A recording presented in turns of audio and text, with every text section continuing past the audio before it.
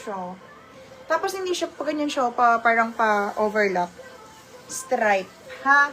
Next is code car. Car lulu. Next tayo. Small, medium, another dry. Dry fit na, stretchy cotton to, ha?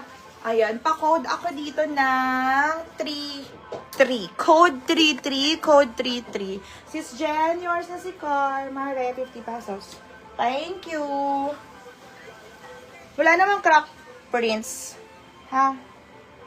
Yan. 3-3 ang code, 3-3. Code is 3-3. Ganda to siya. Ha?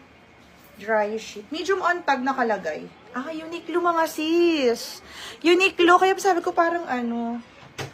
Ah, small med Uniqlo. Oh. Ah, ang ganda. Sis, yours na si 3-3. March. Ano ba sabi ko din? Ano pa yung sasabihin eh. Uniqlo pala siya. Kaya pala ang ganda. Si Marge na yan. March. Medium on tag siya, Mario. Ano bang sinasabi? Medium. Nasukat ko to, ha? Medium size code ako dito ng navy blue. Navy blue. Sis, answer nyo dyan sa mga 50 pesos. Sinasabi ko sa inyo. Ang cute nito. Cosplay. Cosplay na ML size. Pa-code ako dito ng babae. Code babae. Code babae. Sis, malinis. Cosplay siya. Code babae. Code babae. Sis, andito lang kami sa may tapat ng Santa Lucia. Sis Abby. Sa school, papasok doon. Sige lang, sis eh. Taga saan ka ba? Navy blue. Dito kami sa Rolling Meadows. Sa Rolling Meadows ako, Mari.